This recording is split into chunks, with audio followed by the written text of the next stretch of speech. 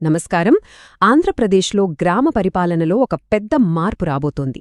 ప్రభుత్వం తీసుకొచ్చిన ఒక కొత్త జీవో మన గ్రామాల్లో అడ్మినిస్ట్రేషన్ రూపురేఖలనే మార్చేయబోతోంది. మరి ఈ మార్పులు మన గ్రామాలను ఎలా ప్రభావితం చేస్తాయో ఇప్పుడు వివరంగా చూద్దాం. చూశారు కదా, ఈ ఒక్క వాక్యంలోనే ఈ సంస్కరణల వెనుక ఉన్న అసలు ఉద్దేశం దాగి ఉంది. గ్రామ పంచాయతీలనేది కేవలం ప్రభుత్వ ఆఫీసులు కాదు, అవి స్థానిక ప్రజాస్వామ్యానికి పునాదులన్నమాట. ఆ పునాదిని మరింత బలోపేతం చేయడమే ఈ మార్పుల లక్ష్యం. అయితే ఇన్నేళ్లుగా ఉన్న సిస్టమ్ని ఉన్నట్టుండి ఇప్పుడు మార్చాల్సిన అవసరమేమొచ్చింది? దాని వెనక ఉన్న కారణాలేంటో ఒక్కసారి పరిశీలిద్దాం. ఇక్కడ ప్రభుత్వ లక్ష్యం చాలా స్పష్టంగా కనిపిస్తోంది. ఒకే సైజు షర్టు అందరికీ సరిపోదు అన్నట్టు ప్రతి ఊరికి దానికంటూ కొన్ని ప్రత్యేక అవసరాలుంటాయి. అక్కడి జనాభా వేరు, వాళ్ల సమస్యలు వేరు. అందుకే పరిపాలన కూడా దానికి తగ్గట్టే ఉండాలి. ఈ మార్పుల ముఖ్య ఉద్దేశ్యం అదే, ప్రతి గ్రామానికి అవసరమైన సేవలను కరెక్ట్గా అందించడం. ఇక ఈ సంస్కరణల్లో అత్యంత కీలకమైన అంశం గ్రామ పరిపాలనా స్వరూపాన్నే మార్చేయడం.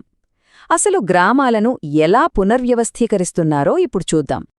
13,351 ఇది రాష్ట్రవ్యాప్తంగా ఉన్న గ్రామ పంచాయతీల సంఖ్య. ఈ సంస్కరణలు ప్రతి గ్రామాన్ని నేరుగా ప్రభావితం చేయబోతున్నాయి. అంటే ఇది ఎంత పెద్ద మార్పో ఈ సంఖ్యను బట్టే మనం అర్థం చేసుకోవచ్చు. అతిపెద్ద మార్పు ఇక్కడే ఉంది. పాత క్లస్టర్ సిస్టంకు పూర్తిగా స్వస్తి పలికారు. ఇంతకుముందు కొన్ని గ్రామాలను కలిపి ఒక యూనిట్గా చూసేవాళ్లు. కాని ఇకపై అలా కాదు. ప్రతి గ్రామ పంచాయతీ ఒక ఇండిపెండెంట్ యూనిట్గా పనిచేస్తుంది. తన నిర్ణయాలు తనే తీసుకుంటుంది. ఇది ఒక రకంగా గ్రామ స్వరాజ్యానికి పెద్ద బూస్ట్ లాంటిది. మొత్తం 13,351 పంచాయతీలను ఇప్పుడు 4 రకాలుగా విభజించారు. రర్బన్ పేర్లోనే ఉంది కదా, రూరల్ ప్లస్ అర్బన్ అంటే పట్టణాలకు దగ్గరగా కాస్త డెవలప్ అయిన పెద్ద గ్రామాలన్నమాట. మిగిలిన వాటిని జనాభా, ఆదాయాన్ని బట్టి 3 గ్రేడ్లుగా విడగొట్టారు. దీనివల్ల ఏ గ్రామానికి ఎలాంటి సౌకర్యాలు కల్పించాలి, ఎంత ఫండ్స్ ఇవ్వాలి అనేది తేలిగ్గా నిర్ణయించొచ్చు. ఈ సంస్కరణలు కేవలం వ్యవస్థకు మాత్రమే సంబంధించినవి కాదు, అక్కడ పనిచేసే ఉద్యోగుల మీద కూడా పెద్ద ప్రభావమే చూపించబోతున్నాయి. వాళ్ల పాత్రలు, హోదాలు, కెరీర్ అన్నీ ఎలా మారబోతున్నాయో చూద్దాం. ఉద్యోగుల గ్రేడ్లను కూడా చాలా సింప్లిఫై చేశారు.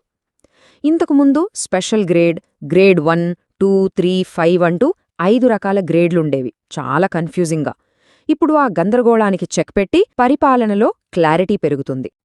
ఇది చాలా ముఖ్యమైన మార్పు. కేవలం పేరు మార్చడం కాదు, పనితీరులో మార్పుకు ఇదొక సంకేతం. ఇకపై పంచాయతీ కార్యదర్శి కాదు, పంచాయతీ అభివృద్ధి అధికారి అంటే పీడీఓ. కార్యదర్శి అంటే సెక్రటరీ, ఫైలు చూసే వ్యక్తి. కాని అభివృద్ధి అధికారి అంటే డెవలప్మెంట్ ఆఫీసర్. అంటే వారి పని కేవలం అడ్మినిస్ట్రేషన్ కాదు, ఆ గ్రామాన్ని అభివృద్ధి బాటలో నడిపించడం. బాధ్యత పెరిగింది, హోదా కూడా మారింది. ఈ మార్పులతో ఉద్యోగులకు మంచి అవకాశాలు కూడా వస్తున్నాయి. కొత్త పోస్టులు క్రియేట్ అవుతున్నాయి, ప్రమోషన్లకు కొత్త దారులు తెరుచుకుంటున్నాయి. ఇంకో ఇంట్రెస్టింగ్ విషయమేంటంటే, ఆఫీస్లో పనిచేసేవారు ఫీల్డ్కు వెళ్లొచ్చు, ఫీల్డ్ సిబ్బంది ఆఫీస్ బాధ్యతలు తీసుకోవచ్చు. దీనివల్ల వాళ్ల స్కిల్స్ పెరగడానికి, కెరియర్లో ఎదగడానికి బాగా హెల్ప్ అవుతుంది. సరే, వ్యవస్థ మారింది, ఉద్యోగుల రోల్స్ మారాయి. మరి వాళ్లకు కావాల్సిన కొత్త నైపుణ్యాల సంగతేంటి? దాని గురించి కూడా ప్రభుత్వం ఆలోచించింది. ట్రైనింగ్, ప్రొఫెషనలిజం, డిజిటలైజేషన్ వీటిపై ఎలా దృష్టి పెడుతున్నారో చూద్దాం. ఇకపై ప్రమోషన్ కావాలంటే తప్పనిసరిగా ఈ ట్రైనింగ్ పూర్తి చేయాలి. ముందు 2 వారాలు క్లాస్ రూంలో థియరీ, ఆ తర్వాత ఏకంగా 1 సంవత్సరం పాటు ఫీల్డ్లో ప్రాక్టికల్ ట్రైనింగ్. దీనివల్ల ఉద్యోగులకు పుస్తక పరిజ్ఞానంతో పాటు గ్రౌండ్ రియాలిటీ కూడా తెలుస్తుంది. ఫలితంగా ప్రజలకు మెరుగైన సేవలు అందుతాయి.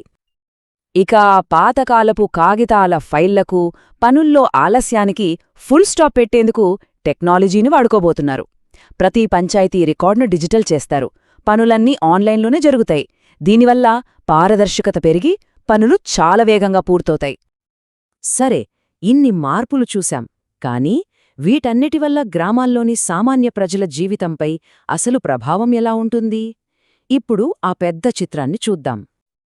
ఈ సంస్కరణలన్నింటి వెనుక ఉన్న ఒకే ఒక్క అంతిమ లక్ష్యమిదే, పారిశుధ్యం, నీటి సరఫరా, ఇంజనీరింగ్ లాంటి ప్రతీ పనికి ప్రత్యేక వింగ్స్ ఏర్పాటు చేసి స్థానిక సేవలను మెరుగుపరచాలని ప్రభుత్వం లక్ష్యంగా పెట్టుకుంది. అల్టిమేట్గా ఇది ప్రజలకు మేలు చెయ్యాలి, అంతే.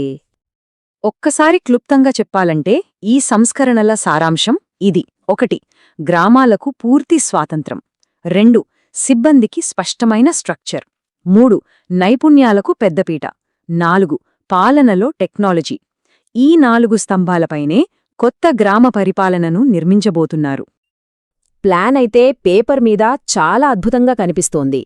కానీ ఇంత పెద్ద మార్పును గ్రౌండ్ లెవెల్లో అమలు చేయడంలో ఎన్నో సవాళ్లుంటాయి. మరి వాటన్నిటినీ అధిగమించి ఇది నిజంగా గ్రామాల్లో మెరుగైన పాలనకు దారితీస్తుందా లేదా అన్నది కాలమే నిర్ణయించాలి.